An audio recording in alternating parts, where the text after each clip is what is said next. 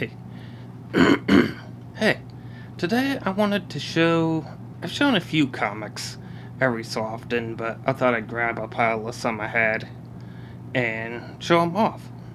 Because I have a load of comics, so they'd be nice to show off anyway. But the first one is by IDW, issue 1, Silent Hill, Dead Alive, yeah. Tilted a little bit because it's very shiny. Now, there is at least 2 variant covers of all of these issues. But I don't have all of the issues, and I only have one that I have 2 covers of. The next one is issue 2. There we go. If I hold it right there, there isn't much for glare. It fits right in the frame. And the next one is issue 3. You can see the nurses in the background. And a pose of the girl almost the same, which I think is supposed to be Alyssa. And then the next one is the variant, well, the other cover for 3. Is a very meaty surprise one. Kind of looks like Chatterer right there from Hellraiser. They're very full art, like there's not a lot of stuff on the cover other than the name and the barcode. And the next one is issue 5. I don't remember how many issues there were, but I know I'm missing 4 for sure. And here she's playing pool some weird meat puppets. There's an eyeball on the pool table. And this guy looks oddly like a sack, or...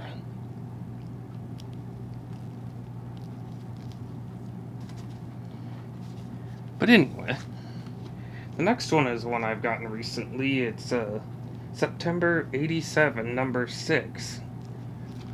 The Spectre. I got it at the local tobacco shop down the road, and I thought it was a really cool cover. They sell all their comics, old and new, for like $4, I think. Which is a little expensive, depending, but you get some good ones.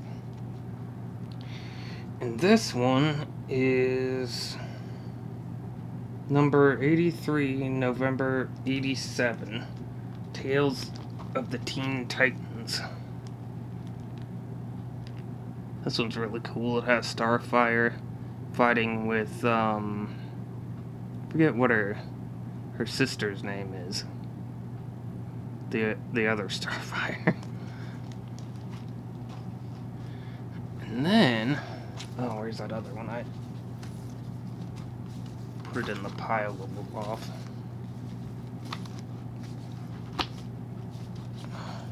There it is. Because I picked up some of this series, because some of these were dollar comics, and a few weren't, but,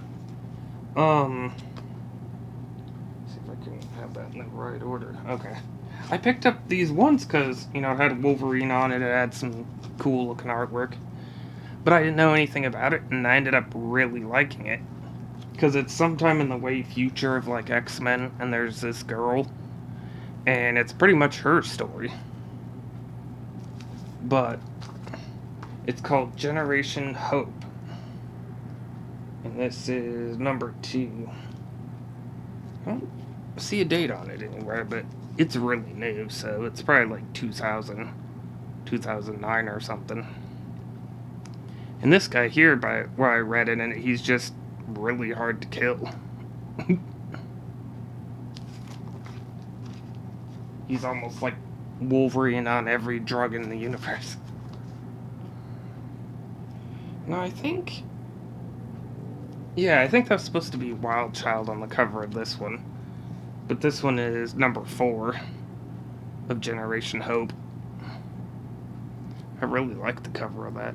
But yeah, I got it just because it looked cool, because it was $1 and it turned out to be a really, really cool story.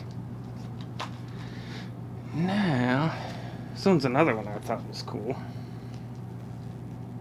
It is Dark Horse Comics Black Hammer, 3 for $1, and it's almost like a digest. And it really got me into this one too. It's the only one I have right now, but I really like it because it's generational. It jumps back and forth, like what happened in the past, what happens in the future, what happens later, stuff like that. And it follows a lot of characters through the time too. It's like the world is shit and superheroes are trying to save it again. Now I got number 66. Not sure on the date on this one's either, but it's Wolverine Old Man Logan. I've read quite a few of these, but I only really have this one. But it's great stuff. Oh yeah, it has this on the back for this one. 50 years ago, Wolverine died. Apparently Captain America too, because that's not Wolverine. Okay, the next one is a True Believers series. I'd seen a lot of these recently. I don't know the date of this one either, but it's Wolverine X-23, number 1. And I thought that was really neat. It's having a hard time focusing on certain aspects, probably because of the glare. And now this one's a really strange one. It's like, I don't know, it just is. But it's a True Believers one too.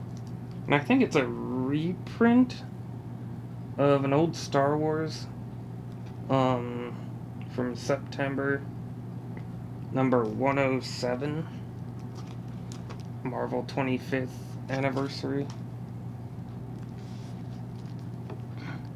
Look at that. Looks like the Christmas special all over again. Look at that weird C-3PO. I think the thing that bothers me more is, Chewbacca, he's hugging Lando. Lando's, smoking. But Chewie looks like a really bored dog. And R2, I can't tell which part of him is supposed to be his eyes. You have this, roach guy and some little weird rabbit things. And I read through it, and it's strange. It's really weird. And I also have this True Believers one. What's weird is these don't have numbers, but this one says number 1, so maybe it was the first out of this sort of reprint-a-thon type issues, because they're all vintage redos of vintage ones. Also, I can tell because of this cover, I've seen the actual cover and stuff, so I know it's a little bit different on the cover of here. But it's Uncanny X-Men Pyro. But it looks like Days of Future Past. But yeah, on the covers, the pictures usually say, missing or dead, as far as I remember, not slain or apprehended.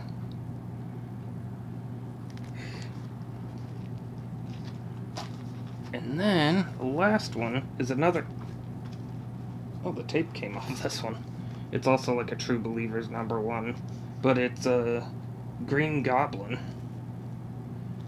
guest starring a really weird version of Hulk. But Goblin gets these criminals to chase Spider-Man into a cave to try to kill him off, and then Hulk's in the cave and they tussle with him too, and then Spidey and Hulk leave. I don't remember if Goblin does, but they end up trapping all the bad guys in the cave. It's really weird. Look at that Hulk. Me, Frankenstein. Me sleep in cave. Don't bother me. But yeah, that's all for now. I just grabbed a small stack. Ugh. So until next time, I'll see you guys later.